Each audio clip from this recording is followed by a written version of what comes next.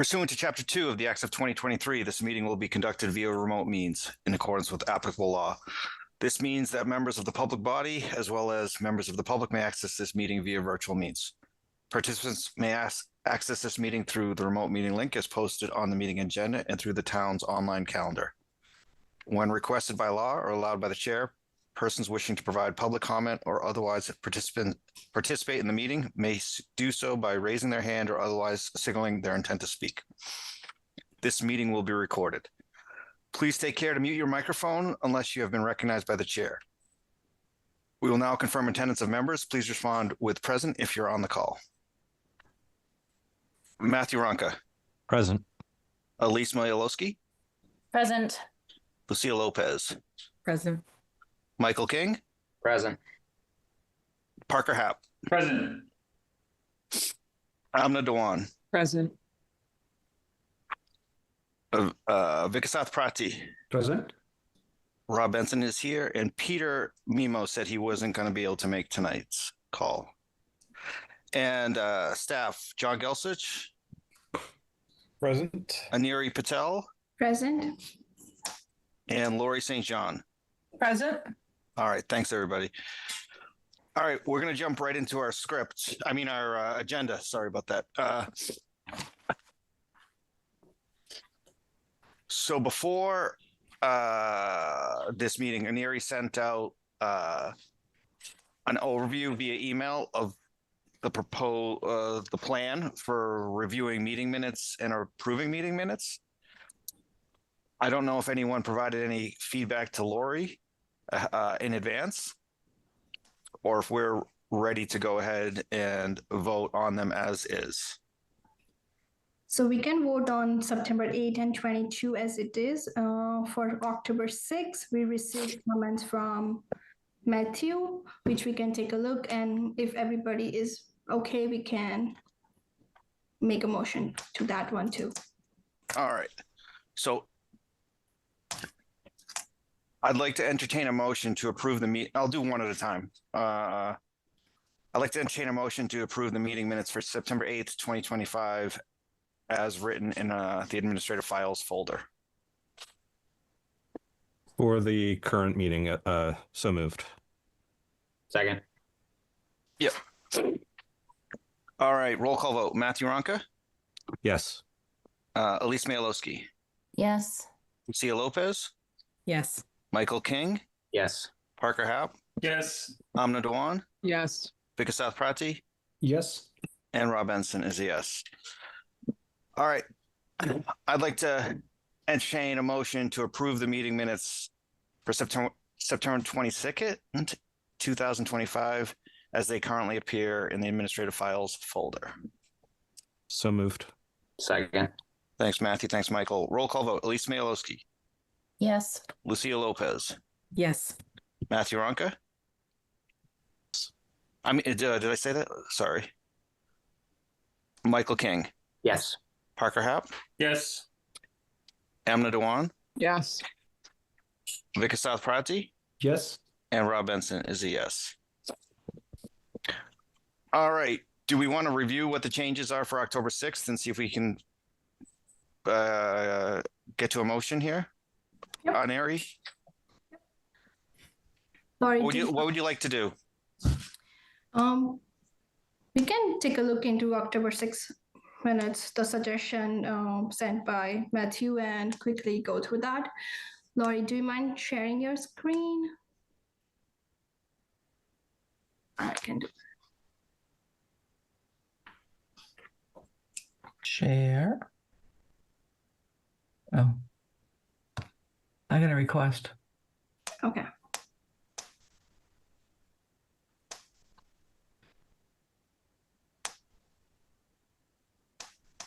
I did not receive your request yet. Yep.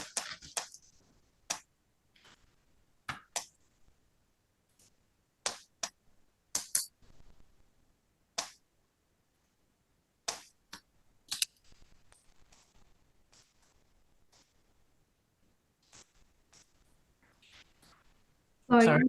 I got to go through several different things, yeah?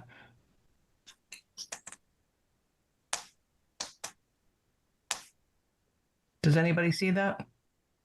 Nope, not yet. Okay.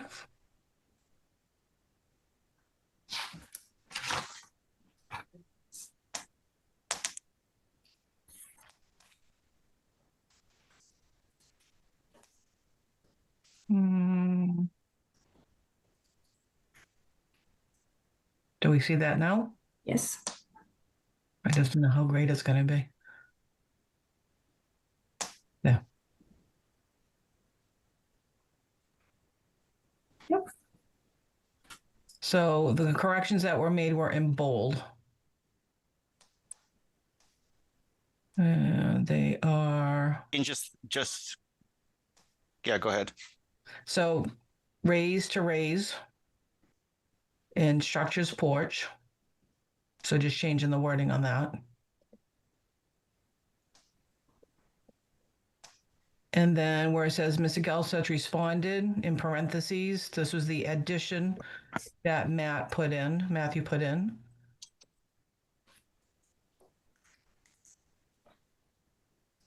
And then the October 20th, I had taken it out and I put it back in. I don't know if I'm going too fast, sorry. It was fine for me. Does anyone on the board have any questions? Matthew. Thanks. Through the chair, I had also proposed striking the second what from the sentence. Mr. Gelsich noted that what Mr. Marsters is describing what constitutes on page 1. I had suggested changing on page 2 town council as in a CIL to council as in legal representation. It's right there. Yep. There was a formatting issue, I think, where there was a parentheses instead of a bullet. I took that out. Okay. Yeah. I had suggested also on page 4 on 3 Claflin Street, changing the indefinite article to the definite article on Mr. Maima had asked about the benefits of an environmental analysis with respect to a project to the project. I don't know if people had opinions on that. Unfortunately, he's not here to remember exactly what he phrased. And I think you talked about the response to that, although I didn't see it as it was scrolling. And that was it.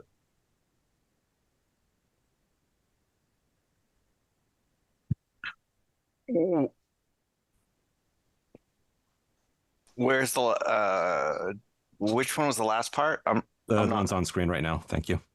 in bold. Is this the change? Yes. All right. As we reviewed here with the proposed changes, what is everyone on board? Anyone having any questions? All right, let's see how this goes. I'd like to entertain a motion to approve the meeting minutes for October 6th as amended in this draft titled October 6th, 2025 draft with bold corrections. So moved. Thanks, Matthew. Second. Thanks, Michael. Roll call vote. Matthew Ronka, Yes. Elise Smayalowski, Yes. Lucia Lopez, Yes. Michael King, Yes. Parker Happ, Yes. Amna Dewan, Yes. Vikasath Prati, Yes. and Rob Ensign is a yes. All right. Moving right along to our bond reduction request, Nebraska Street, Diana Farm. Aniri, we obviously can read the what's in the memo, but would you like to give us an overview of what's going on or what the request is? And then we could go, if the applicant's on, we can go to them to our bond reduction request.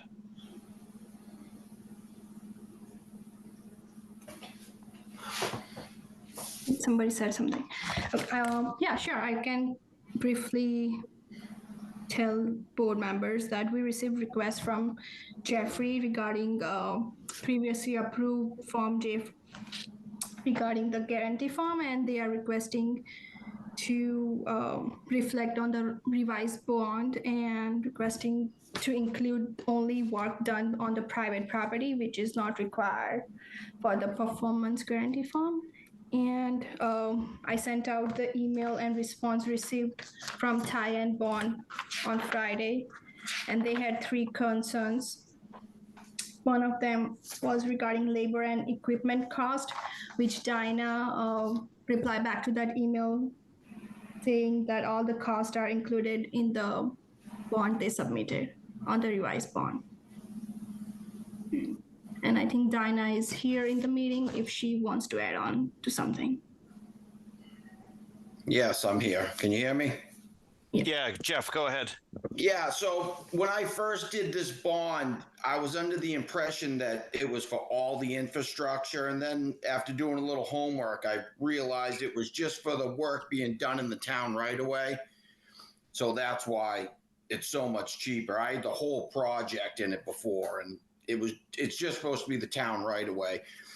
And from Ty and Bond, yeah, they were unclear if the cost included labor and equipment cost, and all the work's done by the foot. And that's how I price stuff, by the foot. It includes the labor, machine, material, everything by the foot. And then they had another thing on here about water main flushing. And then excuse me, I called Eric Carty today, and you only flush a water main if you're installing a water main. I'm just doing a water service. And I talked to Eric today, and he said no flushing. If you guys had any questions, he'd write another letter for me. And then the last thing was sediment control for a catch basin that's there. And I didn't think of that before, but it's just a silt sack that costs $50, and there's plenty of money in here for a $50 silt sack.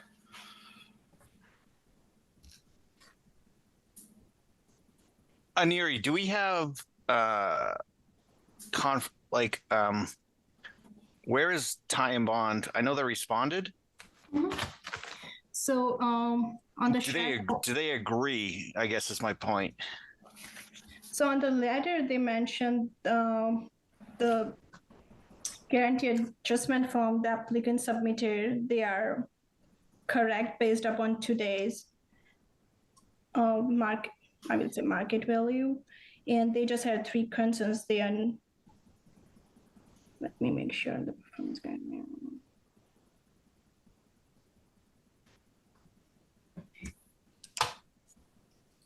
So let me pull up the letter from Ty and Bond. So Okay.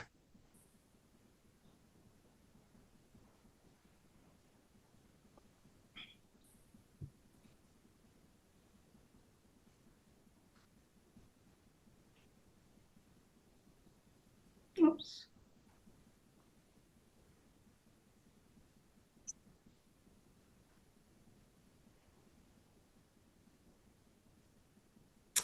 I think, Lori, you need to stop sharing your screen so I can share mine. Yep, there you go.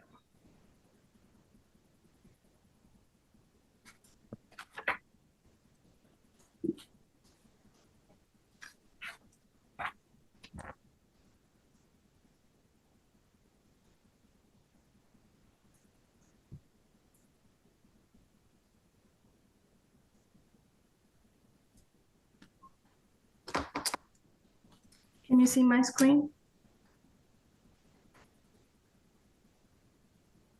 Not yet. Oh, So everybody on the board, this email or the letter from Ty and Bond came via email. I don't think it's in our administrative files. So it is in the administrative file. Somehow it's not allowing me to share my screen, but if you take a look, it's under Diana Farm Subdivision Performance Guarantee Response from Ty and Bond. That's the folder name. oh, I'm looking.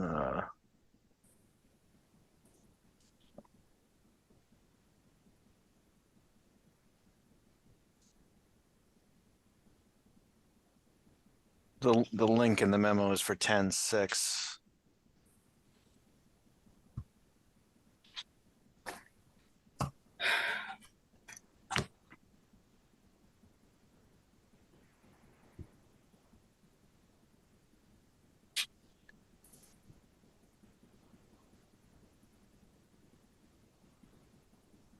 Yeah, it's there. All right. Typically, what we like to have happen. Let me before I start talking. Lucia, go ahead. It sounds like from what Jeff is saying that points 1 and 2 were covered, but what wasn't covered was the third point, which is sediment control.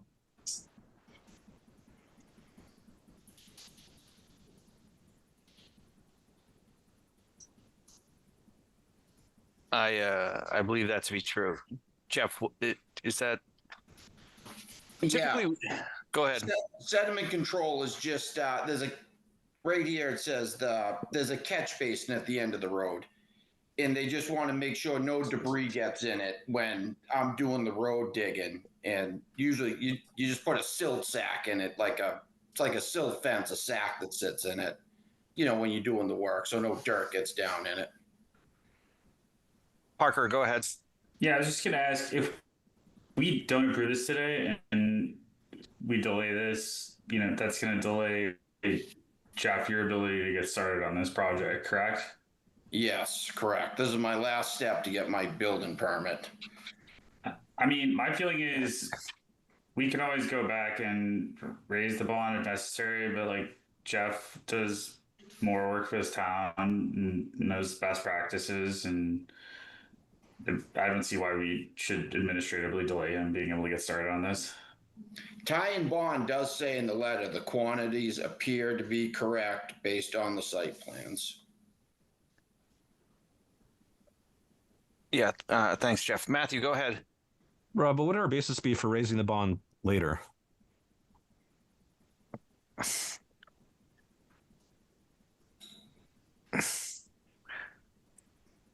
In theory, if there was work wasn't completed, we would try to raise the bond to protect the town. But realistically, if the work's completed and the town right of way, we would never look to raise the bond. Well, the point of the bond is to protect the town for work that's not completed in Yep. advance. Yeah. Yep.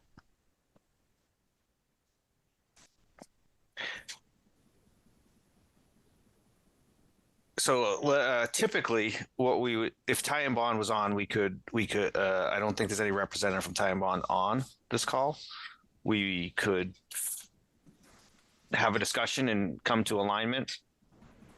Typically, we like an approved, signed off letter from our peer review consultant saying everything is good from their perspective, and having these open questions is not great for doing this. And the part that's tough is like they state that the quantities appear to be correct based on site plans estimate, but then they have these 3 questions. I tried reaching out to them Friday. This number left a message, and again today, and to this Gene, and no one's responded to me.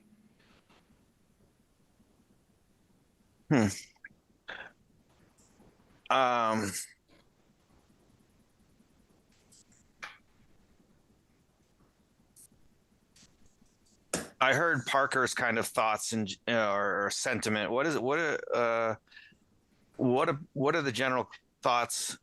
Would the board in general feel we should have like a signed off letter from our peer review consultant, which is for all intents and purposes our normal practice? If not, they would be on and we can negotiate and have that discussion right here, but they are not.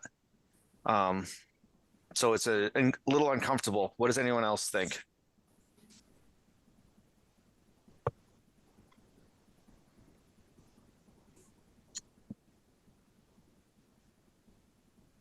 Lucia, go ahead. So this is a bond reduction. Can I ask what is the current bond amount?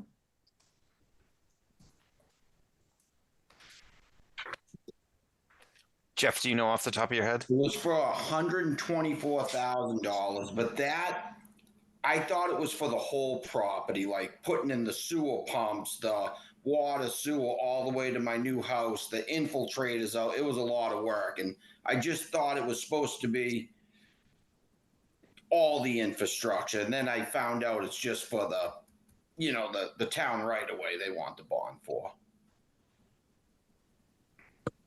Michael, go ahead. Maybe I missed it. I mean, was there a discrepancy in the actual number that the applicant was working for versus what Ty and Bond said in their letter? Or is it just like the itemization thing that they wanted? No, it's so Ty and Bond. They're I think I don't know that I have itemized the Form G. I don't know that we have that. Oh no, it is here. But I think they generally agreed with it, but they had these 3 questions in the letter. One of them was, does the cost include labor and equipment? And yes, it does. It's by the foot. That includes the labor and equipment. And then does it include materials, installation, sand you put around the pipe? And yeah, it includes all that, the price, and water main flushing. But I'm just doing a water service, not a water main. I called Eric Cardi today and he said, no water main flushing. And then for the sediment, for any work done in the road, it says at the existing catch basin. That's just a silt sack you put in it to catch any dirt if it falls in it.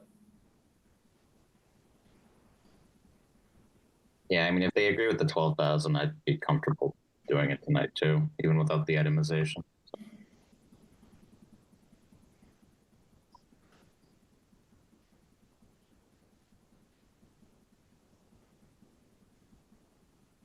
I'm a little Jeff, the prior bond, did you post the prior bond amount or are you just looking to post this bond amount? Is that what the No, I didn't post that amount.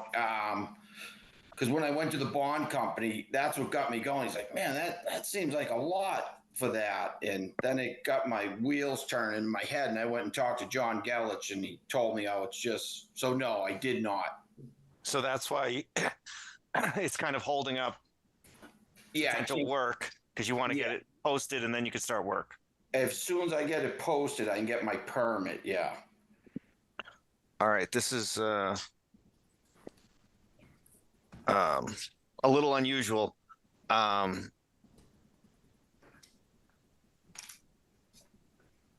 We can do one of 2 things here. We can say,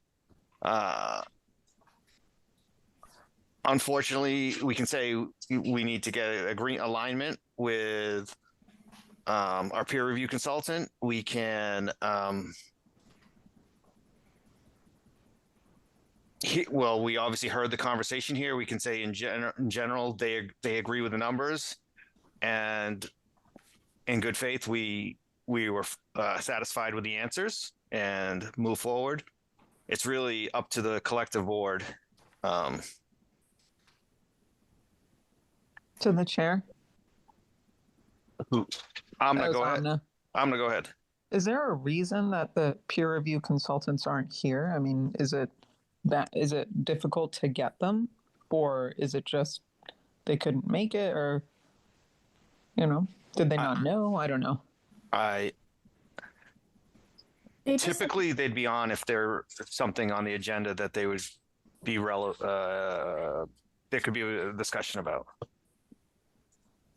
I don't know.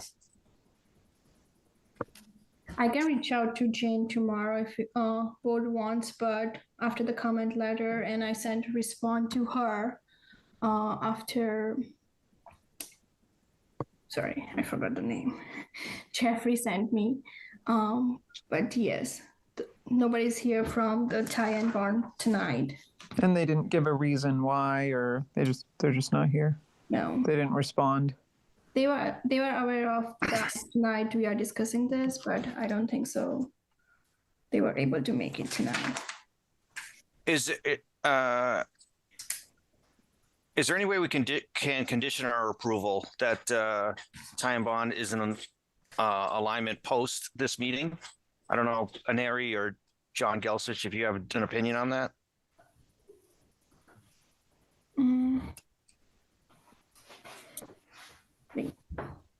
John, what do you think?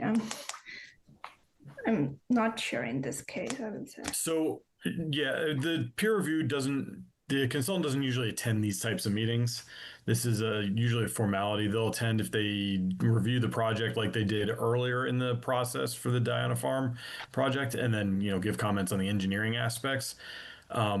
This is a relatively informal review process, and if they're fine with the amount, I don't see any reason to worry about it. I mean, if the board doesn't have to stick to the itemized list, if there's an extra thing that needs to be done that we don't know, we could say add $1,000 to the bond amount and that should cover it. I mean, you can go any range of money to make it work for the board if that's the concern. But yeah. Matthew, go ahead. Thanks. Yeah, I mean, I recall when we were discussing this, and I was surprised at the scope that ended up going up for the bond. But given that there was no complaint, I didn't see any reason to discuss it. Like I remember, it sounded like it was over scoped, and since Ty and Bond, and the back and forth and the email to Aneri earlier that she forwarded, seemed to rectify this. It seems like the proposed amount is reasonable. All right. What I'd like to do is I'd like to entertain a motion that we reduce the bond amount for Diana Farm subdivision, 6 Nebraska Street, to $12,090. So moved. Second. Thanks, Matthew. And Michael, I think, had the seconds. Roll call vote. Matthew Ronka, Yes. Elise Malowski, Yes. Lucia Lopez, Yes. Michael King, Yes. Parker Happ, Yes. Amna Dewan, Yes. Vikasath Prati, Yes. and Rob Benson is a yes. All right, Jeff, thanks for being here in our meeting, and good luck. Okay, thank you. I appreciate it. Thank you. All right, bye.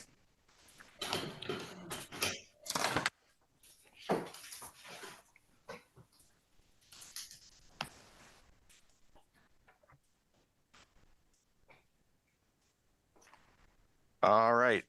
Form K lot release, 24 Chestnut subdivision. So this is the subdivision off of Chestnut Street that came before us.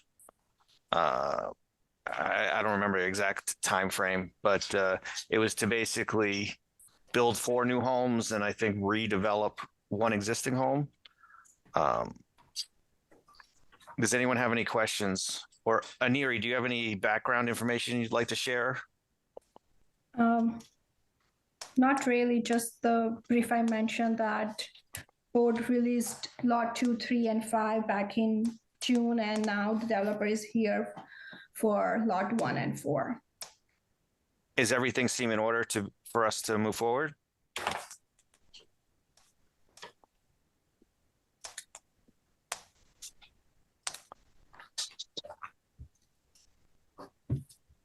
Aneri, do you think, is there any reason we wouldn't move forward with approving the lot release? No. No. Okay, great. Anyone on the board have any questions? Through the chair, just trying to recollect how many lots are there on this completely. Anyway, So this project was 4 new building lots, and there was one existing lot that had a home that they were gonna, I believe, redevelop. If you recall, they originally came before the board to try to build 8 homes, and then they reduced the scope to build 4 new homes and redevelop one existing home, from my memory. Yeah, thank you. Yep. Yeah, I'm good.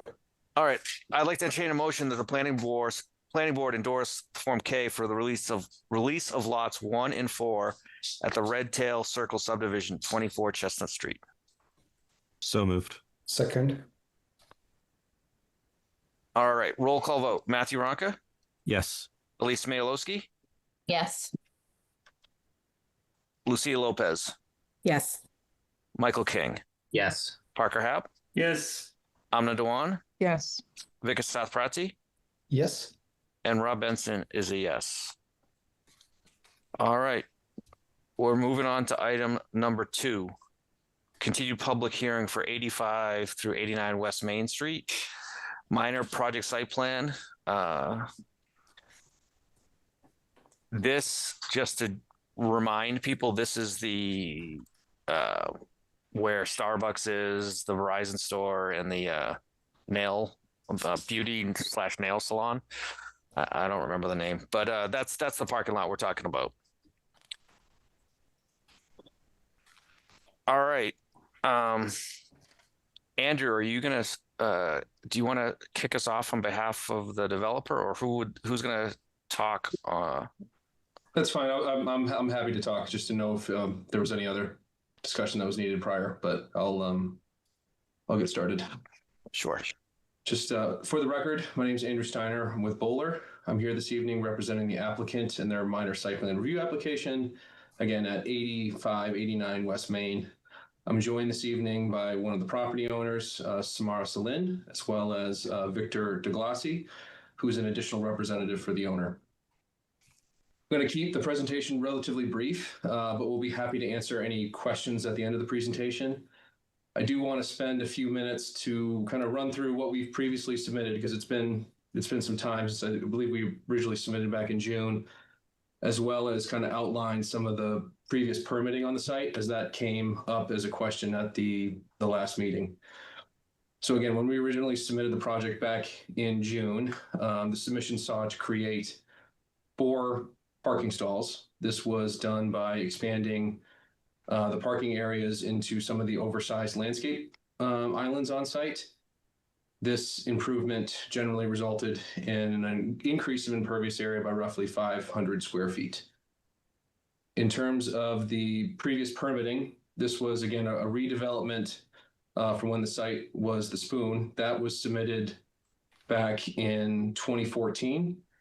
As part of that, the board approved 38 parking stalls on site, and roughly 68.3 of the site was anticipated to be covered by impervious area.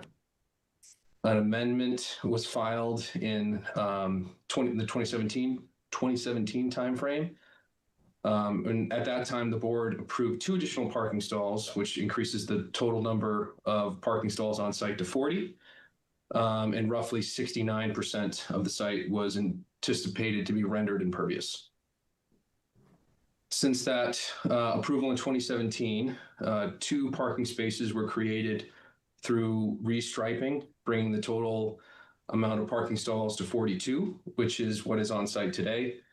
As part of the revised submission package, the applicant had the surveyor actually go back out to the site to correct the as-built survey, because this was a slight discrepancy from what we had previously submitted. If possible, I'm going to share my screen just with what is in front of the board this evening. Is that showing up for everybody? Yes. Awesome. All right. So again, since the original submission, this is our project's been, the scope's really been reduced. So what's in front of the board this evening is to create, again, 2 additional parking stalls, which brings the total amount of parking stalls to 44. This is really an increase of 2 parking stalls from what's on site today, but in terms of previous approvals, it's an increase of 4, because again, the additional stalls that were created past the 2017 approval. The small increase in, this is done again by creating compact spaces, which are these blue squares here, as well as a small increase into the landscape area by the Lumber Street entrance, which this is about 134 square feet of additional impervious area. This small increase is directed to an on-site catch basin, which ultimately flows through a water quality unit at the back of the site prior to discharge. Now, I can't speak to how the impervious area was calculated as part of the redevelopment and as well as the 2017 amendment, but this improvement results in the site being approximately 66% impervious, which is obviously less than what was previously approved. To better illustrate this, we've actually provided, again, some exhibits for the board, which kind of demonstrate the overall impervious area for the site, as well as some exhibits for the internal landscaping, because I believe that was a question at the last hearing. So again, really, since we originally submitted, the scope has been, again, significantly reduced, and really the purpose has changed to more of documenting what's on site currently, as well as bringing the site into compliance with the town's accessible parking regulations, and to really, again, create the additional parking stalls by utilizing on-site spaces more efficiently. Just as a general update to the board, we have withdrawn this application from the Conservation Commission, given that all of the ground disturbing activities have been removed from the jurisdictional buffer zone, and the applicant is going to work with the conservation agent on placement of the proposed shrub plantings that were shown at the kind of near the jurisdictional buffer, or near the wetland area. The applicant is still seeking a waiver from the EV parking regulations as they're outlined in the zoning bylaw as part of this approval.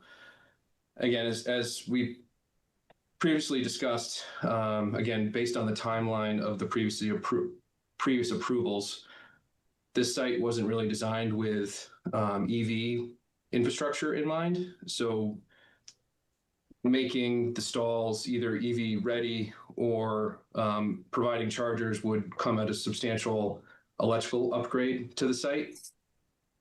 Per the zoning bylaw, again, the board can waive that regulation if it's proven to be detrimental to the project. And really that would just add an exorbitant amount of cost to the project, which would make this unviable from an economic standpoint. So again, we feel we've addressed the additional questions that have been brought up by the board. We are hopeful for approval this evening. And I believe that it was either Samara or Victor wanted to say some additional words as well. Hi. Yeah, my name is Samara Solon, and I'm one of the owners of 85 to 89 West Main Street. As stated, we're requesting a waiver of the EV requirements as provided for by the EV regulations in Chapter 210, Section 124D of the zoning bylaws. As you know, we are proposing to construct a single parking space for the purpose of meeting the handicap parking requirements of the town of Hopkinton. The EV regulations provide for a waiver in situations where the EV requirement would be detrimental to the project or the site. We believe the EV requirement is detrimental to our project as well as the site for the following reasons. The cost of this minor project is under $10,000. The EV requirement would increase the cost to over $50,000 and perhaps significantly more. We believe this is a reasonable financial burden to place on a very minor project. It is highly constrained, which makes it physically difficult to accommodate EV charging. Parking at the site is constrained and operating at capacity. Construction of EV charging stations will result in additional traffic at the site and would exacerbate the parking situation. Employees and visitors would find it more difficult to find a parking spot. About 50% of the parking spaces at the site are located within the 100-foot wetlands buffer. Construction of EV charging stations within the buffer would further disturb the buffer. EV implementation would require laying new electric cables underground to and from the electrical utility room, which is located deep inside the buffer. This would result in digging up significant lengths of pavement within the buffer. About 15% of the parking spaces are contractually reserved for Unibank. These spaces are not available for EV charging stations. About 7% of the spaces are reserved for handicap use. These spaces are not suitable for EV charging stations. And the remaining 28% of the spaces at the site are used primarily by Starbucks. Starbucks has a lease provision that prohibits any action that would reduce parking capacity at the site. The EV charging stations, if utilized, would tie up the parking spaces for a longer time, effectively reducing parking capacity at the site. There are EV charging stations across the street and at other nearby parking lots which are underutilized. Requiring additional charging stations in such close proximity would not materially affect overall EV utilization. In summary, we believe that the EV mandate would result in a huge additional financial cost relative to the small scale of the project, degradation of the effective parking capacity, and a potential degradation of traffic operations at the site. Furthermore, providing EV charging stations at the site may conflict with terms of existing lease agreements with tenants, which prohibit taking any actions that may degrade parking capacity. We hope the board will apply reasonable standards and common sense in granting our request for a waiver of the EV requirements as provided for in the zoning bylaws in order to avoid harm to a site that is constrained physically, environmentally, operationally, and contractually. Thanks very much for giving me the time. Thanks, Samara. Aneri, do you have any new information or any new town staff perspective since this came before us originally in June?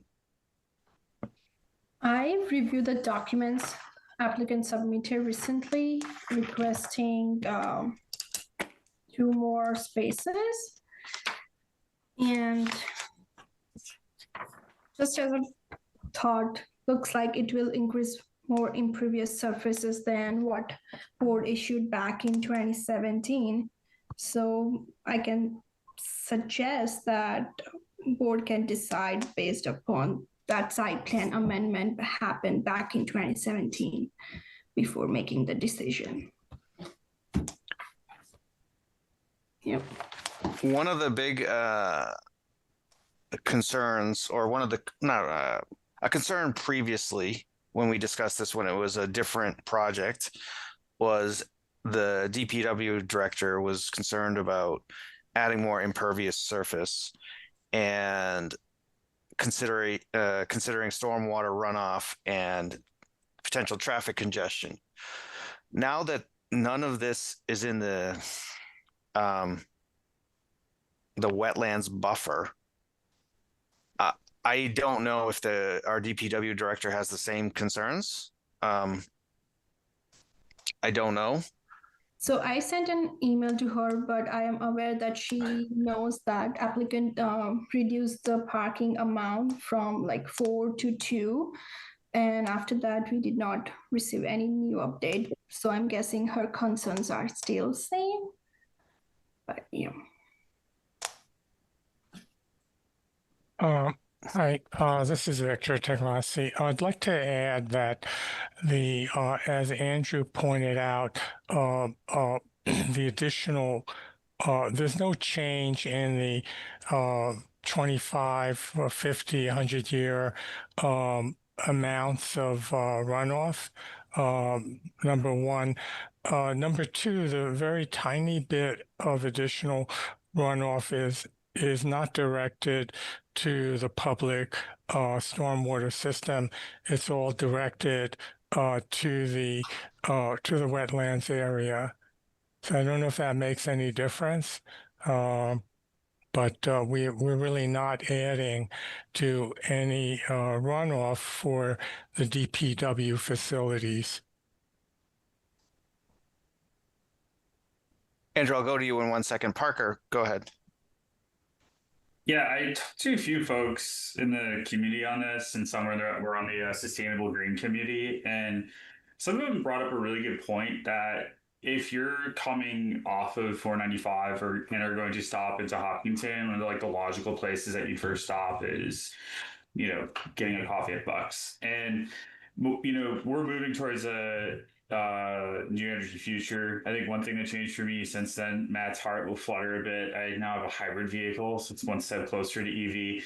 But I think that's where a lot of our infrastructure is headed, and this seems to be a logical place to, put a charger of that sort. And the Sustainable Green Committee made me aware of these things called PACE loans, which allow for commercial industrial business owners to be able to take up to 30-year loans to be able to offset the cost of any energy improvements. And I thought it was like a great program that Mass has now in order to help not only improve like green infrastructure, but also to make it so you can like peanut butter spread the cost of that over 20, 30 years.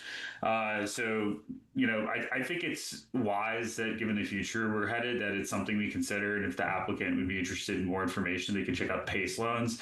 But I don't know if we should grant this waiver, guys, because that's where we're headed as a country. And this is one of those situations where this is a perfect spot to put chargers. Talking to some folks in the community, like they really want to see it happen. Yeah, if I can add to that, thank you for your comment. Hold on a second, Victor. Thanks, Parker. All right. I'll get to you 1 second, Victor. A question for Aneri.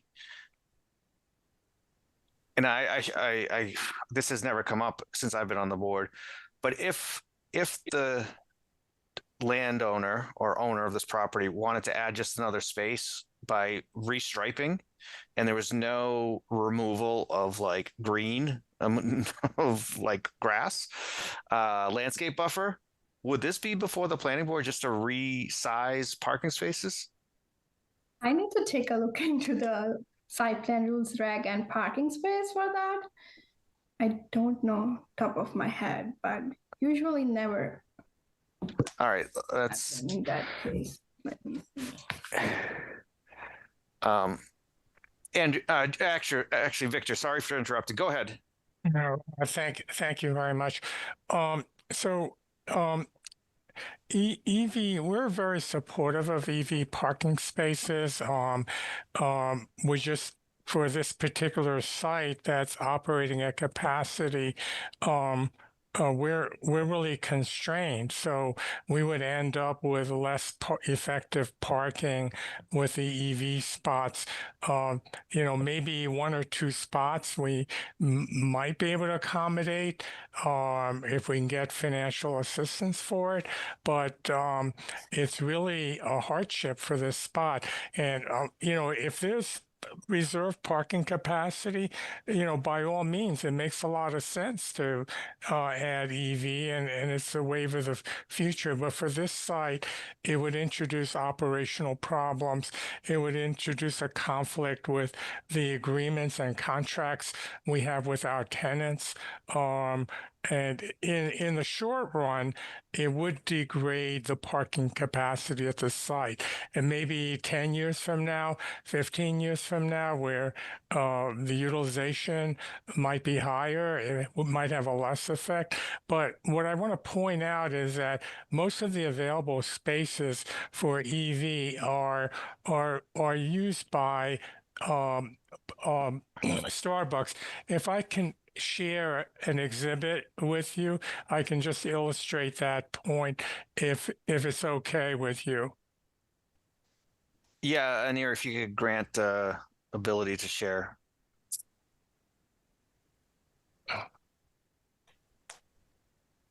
Victor, you need to send me a request. Oh, okay. There you go. Okay. So I don't know if you can see this chart here, but the red areas are within the buffer zone. All except for one space is partially in the buffer zone. So about half of the spaces at the site are within the buffer. The spaces shown in orange are contractually reserved for Unibank. And that comprises 15% of the spaces at the site. And then we have the 3 proposed handicap spots. So the additional handicap spot would be here. as I'm showing it, that would constitute about 7% of the parking spaces, and the handicap spots are not good candidates for EV utilization because the population that could use it would be very limited. So the other spots that you see are right near Starbucks. Starbucks is right here. Most of Starbucks customers are short term. They're in there to pick up their mobile coffee orders, so they're there for 2-3 minutes, or they're there for 10-15 minutes, or maybe a few are there for as long as an hour. But most of them are short term parkers, and the EVs that, unless you have high charging, fast charging EV, it would not make sense to put EVs anywhere on the site. And the fast charge would be very, very expensive. It would be really prohibitive for us. In terms of cost, I think we quoted a price of an additional 50,000. I think it would be more in order to construct 5 EV parking spaces, which is what the law requires. 10% rounded up would be 5. I think the cost could be much, much higher, and it would have a profound impact on parking at the site. And I just would like to make the planning board aware that if for this particular site that's so constrained, we think it would create a lot of problems for us. It's not that we don't want to install EV parking spots, it's just that we're so constrained, it makes it very difficult for us. So just to kind of or say this out loud, the spots outlined in red are in the wetland buffer zone. So you're saying it'd really be difficult to dig up the earth to put in conduit, and it'd be more approvals needed. There'd need to be, I don't know, Conservation Commission review. I don't even know that type of thing. And then the ones in orange outline are reserved to the Unipay Bank, and blue is obviously the handicap. So that leaves the remaining ones as the most viable spots to make EV ready, or EV. All right, I think we got it. Andrew, go ahead. Yeah, I just wanted to speak again, just more on the stormwater, because again, that was a previous concern of the board. We had provided a revised drainage memo as part of, I think it was a interim submission to this, which again, as Victor mentioned, showed that there was no net increase due to a small amount of the impervious area that was anticipated at that time. I think that was slightly higher than what we're looking at now. So I just wanted to make that clear. And then also, I guess just in terms of kind of what you had mentioned, was just curious again, if this was just solely a restriping project, would we kind of be in front of the board this evening, and really we'd be subject to the same EV parking regulations that we're discussing now? I need support from our town staff. Is that a question for me? I think it's just a question for the board in general. I think it mentions, again, kind of more, it alludes to more construction as opposed to minor restriping. If it was restriping only, I think Aneri or John, if you could, that's a question the applicant is asking. If it was restriping only, would they be subject to a minor site plan review? Would they be subject to any EV parking requirements? Versus this proposal impacts one of the landscape zone, landscaping areas, and removes earth so they can put in a parking spot. So would they be subject to the same minor site plan review requirements if it was just restriping or not? Through the chair, no, they would not. Usually in town, we've considered restriping of parking lots without any actual pavement alteration to be just a de minimis change and not a minor site plan. That should answer your question, Andrew. Vic, go ahead. So, no, okay, through the chair, my view is that the reason why I wanted this parking lot was they want to have additional spaces, and the actual reason is that to have the public in and out. So I would say just giving a waiver would be advantage, because if you put a electronic parking lot, being an electric owner, I mean the vehicle owner, EV owner, I know when I put a car at charge, I would park it till it gets charged. So even though there's a time limit, we put it across, I won't leave the spot till my car gets charged. So end of the day, it beats the purpose that, you know, we wanted an in and out for the customer with a small parking lot. So that's what I would come across. I would say giving a waiver would be a good one, and still it serves the purpose of the larger community, because customers come in and they see a parking vehicle EV parked. You have a spot, yes, but again, it's not being utilized as it's intended to. So that's all. All right, Matthew, go ahead. Thanks, Vic. Thank you. First, I just have a question. Anira mentioned the 2017 site plan. Does she have information on what that change was, or is she just going from the memo from the applicant? Sorry, did you ask me anything? I was asking Rob, but yeah, Aniri, is there the initial site plan had an amendment to add 2 spaces? Do we have any? I'm not exactly sure what we have for documentation on the town's behalf of any approval, any conditions, any documentation to state like what the thinking of the board at the time. I do not have that in the package 8589. I uploaded all the recent one which submitted by applicant, including the updated site plans and the cover letter with the parking survey they did, as well as the EV charging brief. So I need to take a look into the condition if board wants to see that. So, Rob, 2017, if that's go ahead, Matthew. Thanks, Aniri. So, I mean, I want to come back to the EV waiver separately because I have thoughts on that, but I think that's not even the thing I'm most concerned with.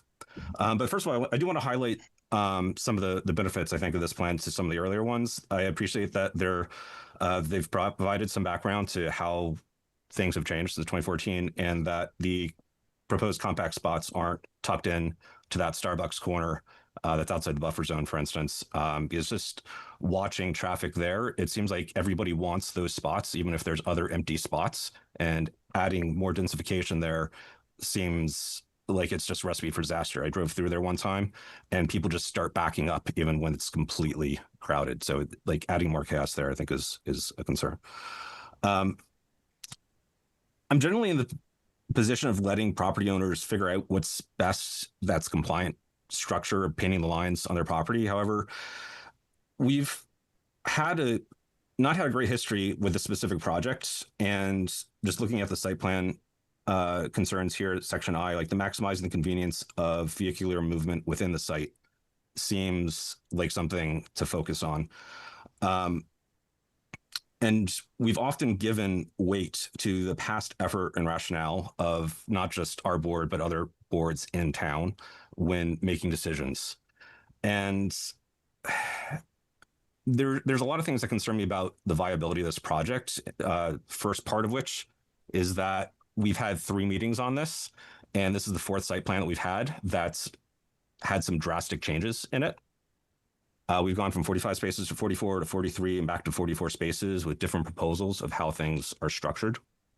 And normally we would have a peer reviewer both to inform our own discussions here, but also to facilitate design decisions with the applicant and just go to help speed things up in between meetings. And so we're not reviewing the plans here through our time. We wouldn't have missed the ADA spot missing. We wouldn't have concerns about the parallel spot potentially not having the right length according to the site plans.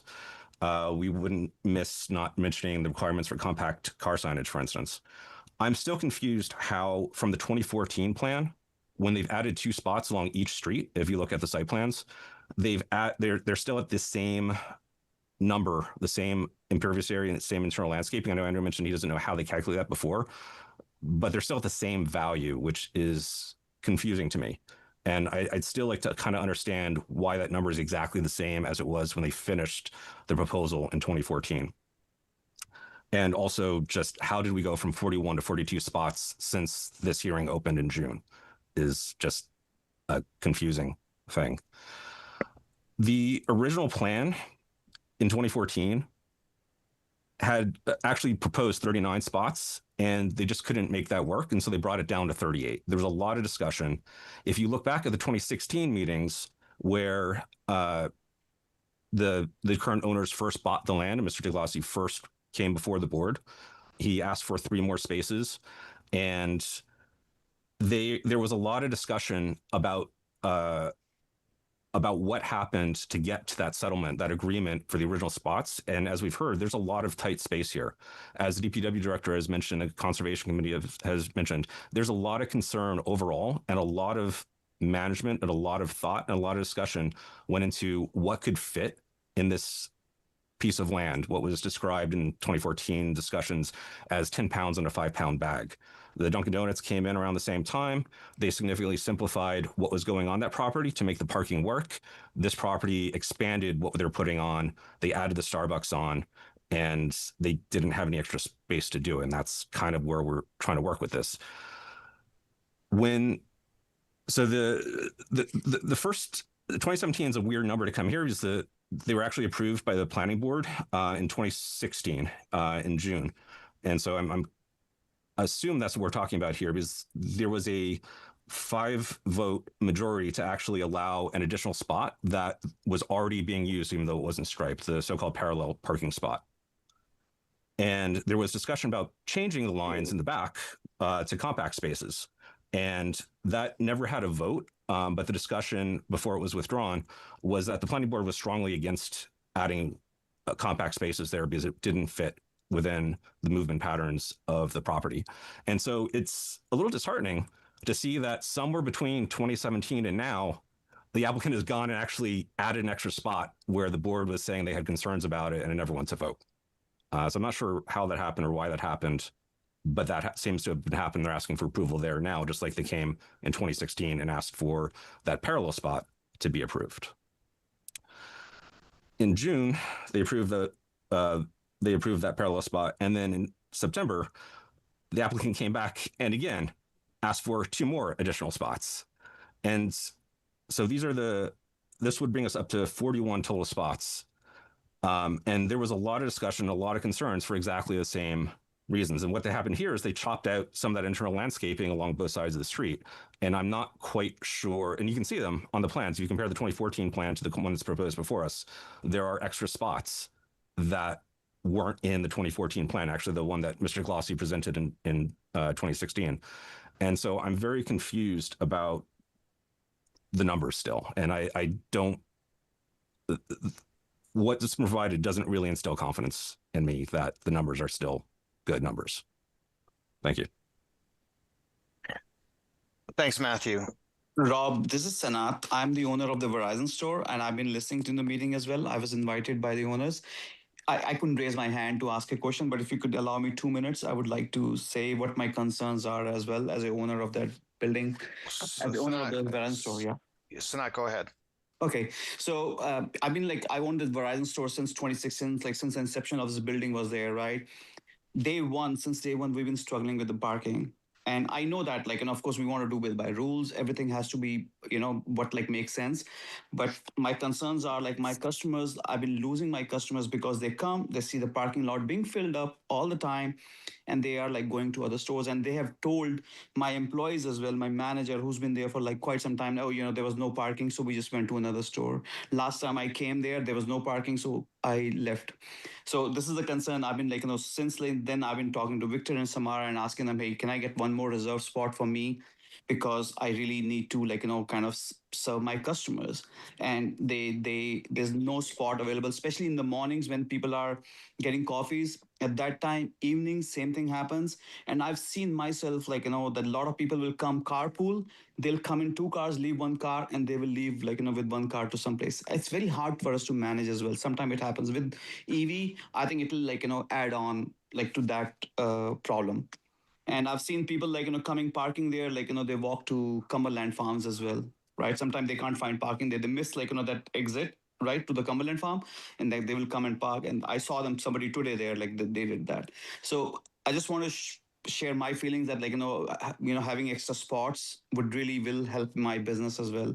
And we do struggle with a lot of people losing a lot of customers because they go to Framingham, they go to other stores which are nearby. Every exit has a Verizon store now, so I lose a lot of customers that way. And that's all I wanted to share. Thank you, Rob, for letting me speak. Sanat, thank you.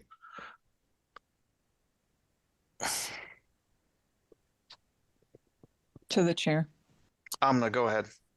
I just I don't frequent that area very often, but because there's typically not much I need there. But I did go with all these discussions, and it's tight. And I think the bottom line is there just isn't room. And I think that's why all these discussions keep going on. And I echo everything that Matt said. And I think the EV charging is important for the future of Hopkinton. To make it EV ready, we could figure out how, or take a loan like Parker has suggested. But the bottom line is the area is tight. There just isn't room. And making more compact spots, when I drove there, I didn't even want to park there with the limited spots that were there. And putting more spots would make me want to park there even less because it just becomes even more crowded and even tighter. So I'm not sure that you're really optimizing everything with adding more spaces. You might actually be hurting it. Thanks, Amna. Lucia, go ahead. I think to echo some of what Matt said in terms of what we're hearing versus the reality of the situation, it was an issue that I wasn't going to bring up just because they're out of the buffer zone now, but I know part of the argument when they were within the buffer zone is that any additional impervious area is going to stay on site. None of it's going to come into the road. And that was something that I made sure to kind of note as I would drive up West Main Street. And I remember in a rainstorm seeing that water coming down from where the Verizon store is, coming down towards the road. And I'm sitting there watching this and I'm thinking, this is not supposed to be coming into the road. It's supposed to be taken care of on site from everything that we heard at the meetings. They're out of the buffer zone now, so I wasn't going to bring that up, but it makes me question what we're hearing versus the reality. And I think that just goes along with what Matt said in terms of his concerns as well.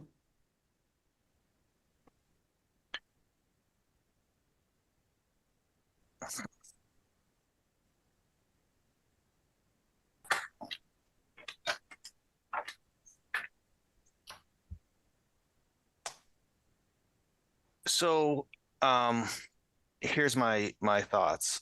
I think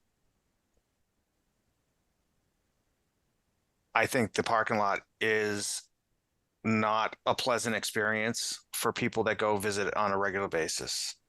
Adding another spot might allow another customer or two to be there. I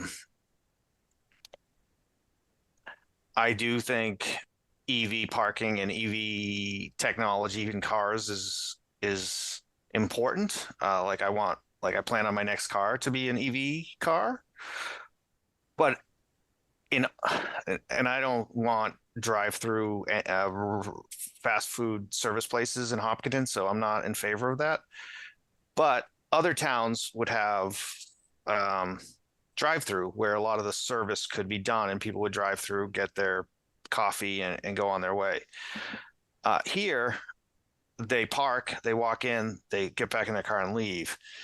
So it's not like the traditional type of, I do agree it would just add congestion to the parking lot. EV cars, like if I had, like, for argument's sake, say they wanted to provide EV charging at a very low price or a free price or a nominal price, people would just sit there all day long, and that would not benefit the community. But I go back to kind of what Matthew said. There's lots of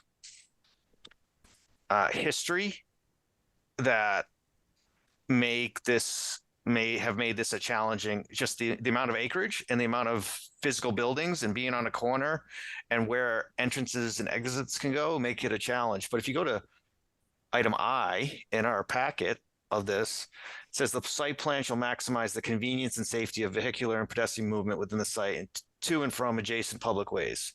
Just that first sentence,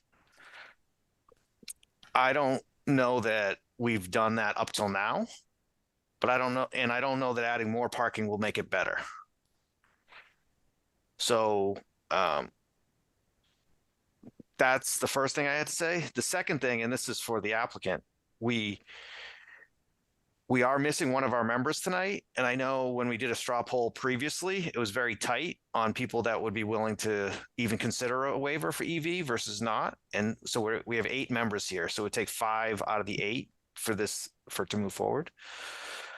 I hear Matthew's concern of not having like a peer review of this. It's a tough situation because this is such a difficult lot of land with the use of it and the buildings and the current parking. But it is our past precedent for a minor site plan. We wouldn't have done it. Should we have? I don't know. I think we are where we are now. So I guess I'd like to hear from the applicant. Hearing what I just said, do you want us to go forward? We can move through our outline and get to votes. We are at 8 members. We can see if we move forward. We can see if it's a no vote or a yes vote. But what would you like us to do? Well, I would like to ask for a straw vote on number 1 on the EV requirement. And if that's not possible, we would want to move forward with just restriping to basically get 1 additional space. We would have to restripe to create the handicap spot, and we'd have to restripe to try to get 1 more spot if we can. So there would be, basically it would be a kind of a wash because we would use up 1 spot existing for handicapped, and then we would replace that with restriping. I do want to make the board aware that when we're talking about compact spaces, we're talking about a minimum of 8.5 foot wide spaces. We're not talking about 8 foot spaces, and many of the spaces are simply just a couple of inches short of the 9 feet. So we are not planning to put 8 foot compact spaces anywhere on the site. All right, thanks, Victor. I like the idea of getting a straw poll, a vote of if you'd be willing to. How should I put this? Would you be okay with not requiring EV spaces or EV ready spaces? And let's do a straw poll. I'll go roll call. Matthew. Not based on the discussion to date. Okay. Elise. As of today, I'm going to say no. Okay, I Lucia. feel like I just need more information right now. Okay, I understand. Lucia. No. Michael. On the EV part, yes. Parker, No. Amna. No. All right, that's Victor. I can Vic. What is your opinion? You're on mute. You muted, Vic. Yeah. Not for EV space. Okay, so that's 6 out of 7. I would probably say yes, but I don't think I'm loving the rest of the proposal. So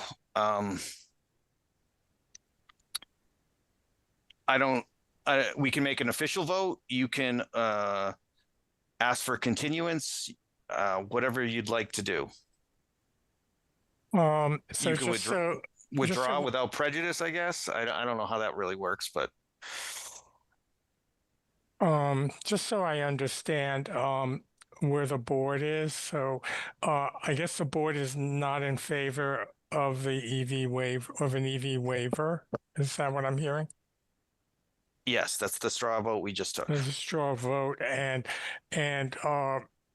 with regards to the constructing one additional spot for handicap use, can we take a straw poll on that? I don't think if it's just restriping if the pavement doesn't change, then I don't think you need us to vote on anything. Okay, so we can go ahead with the restriping. As far as I'm aware, there's no restrictions from the planning board on that. Okay. Okay. I guess I would suggest a withdrawal without prejudice. Samara, do you have any thoughts on that?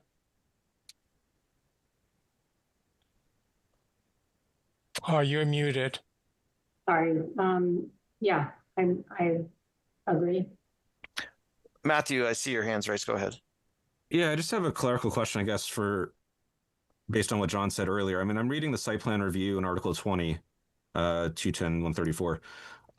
It says construction enlargement or alteration, and I know John mentioned that was usually constrained to the pavement itself of a parking area containing 5 or more parking spaces, whereas for a major site plan, the addition of 25 spaces would trigger it, or 20, whatever it is. Like, it just seems like there's a potential loophole there, where if you've got 4 spaces, you can suddenly pave a whole bunch of land and then just start painting smaller spaces later without going through site plan.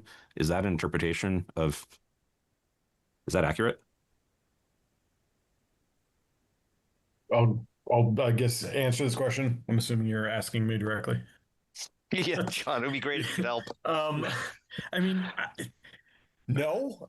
Like if somebody came before the board with a whole acre of land paved, I mean, for argument's sake, they were under an acre, so they don't even trigger stormwater management permit.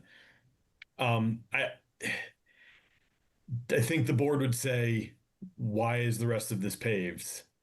And they'd have to have an answer. And I think you could say, we think this is going to be the case, even if you're not telling us directly. We think you are paving all of this to restripe later, so we're not going to approve the site plan. Or I guess if you're saying it's I think the way that it's written, any parking lot has to go.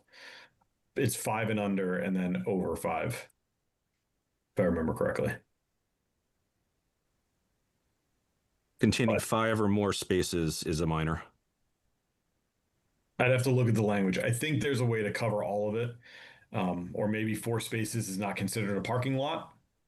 But yeah, if they came and had 4 spaces and a whole bunch of pavement, I think there would be ways to say, no, that's not allowed, because we know what actually is going to be done. And so if they went for 4 spaces, they wouldn't actually come before the planning board when it went to the building permit phase, or if somebody just paved a whole bunch of land, the building department would know and it would go through the proper channels. So, Andrew, go ahead. Just for clarity for the applicant, again, I know that they would be doing primarily restriping, but again, I think some of that would also be like moving some of the accessible spots from where they are on site today. So I just want to make sure that that's kind of, again, if we're just restriping, that's kind of sole encompassing of just working with town staff as opposed to, again, kind of the amendment that we're looking at now. So I can answer this one. Thanks, John. Any application. So if Andrew, if you were to go and do that, it would still require a new application before the planning board, even if we were wrong and it does require a site plan, that would not be able to be done under the application that you've submitted because it's a completely different scope of work that has not been advertised or noticed to the abutters, and that kind of thing. So at this point, even if you were to do that and it did need a site plan, you would still have to go through that application process as well. But I don't believe it would require a site plan application, but I would need to check just to make sure. If we're saying it needs a site application, can we have approval today for moving the handicap spots as shown on the plan? No, because that would require a new application the board can't approve. Oh, so you're not able to approve an existing application and scratch the construction of a new spot. In other words, I'm asking is it possible to approve our application but disapprove the portion for the constructing a new spot? No, I mean, you'd have to submit new plans that only show that work because then the board would have to basically condition that decision, crossing every T, dotting every I to make sure that all of those individual changes are captured. So could we get contingent approval of that based upon the plans subject to resubmitting plans showing only the because we're showing where the handicap spots are going already and we've already presented that, so we would just want to remove the construction of that spot at Lumber, and it would be the same plan that you've already seen. So if that was your plan to move forward, I would recommend you continue and then get new plans showing what you want and then bringing it to the board to discuss. Could we get a straw poll to see if that's going to get approved or not? Because we've already spent $30,000-$40,000 on engineering fees for basically not very much, and there's got to be another way to do this.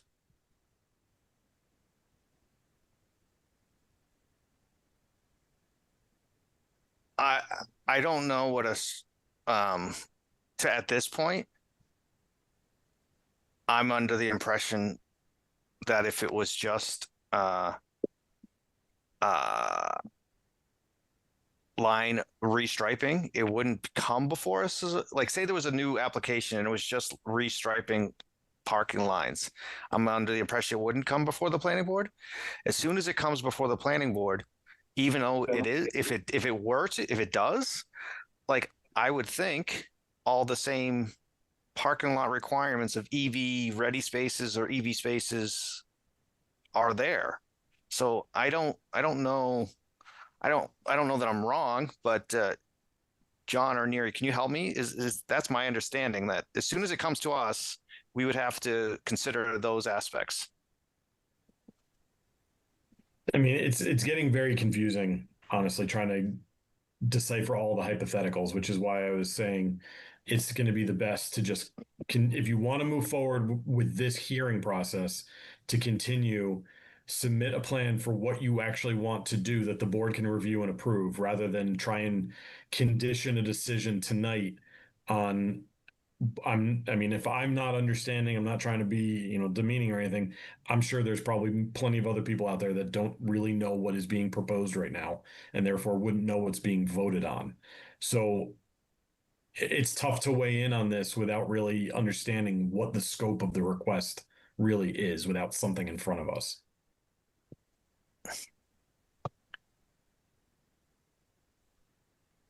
I think that Andrew, I was going to, before I let you speak, the one thing I was going to propose is to see if you guys wanted to continue this hearing, try to work out like what you needed to do was to get this additional line striping, whether it was continue this process or just have a new process, whatever is financially beneficial for you. And if we just continue it for now, it kind of leaves this potential open. And if you want to go to a new process that might be more cost effective and not come before the planning board for any decision making, that could happen too. Andrew, Okay. Go ahead. Or Victor. Through the chair, that was going to be my suggestion, just to continue the hearing this tonight to allow us to kind of reassess the project. All right, that's I think the best path forward is that will give you an opportunity to talk to our town staff in Erie, John Gelsich, and they can outline like and help you with the best process, the best financial path forward. All right. Let me continue the hearing to our next meeting. And do I need to extend a decision? No, not for a minor site plan. I don't think I do.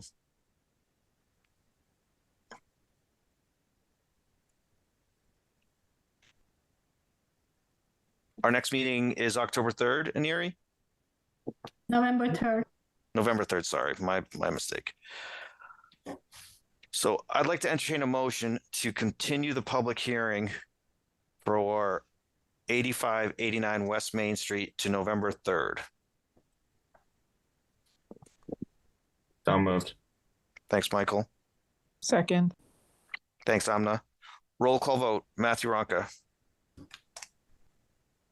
Yes. Elise Mayalowski. Yes. Lucia Lopez. Yes. Michael King. Yes. Parker Happ. Yes. Amna Dewan. Yes. Vikasath Prati. Yes. And Rob Benson is yes. All right.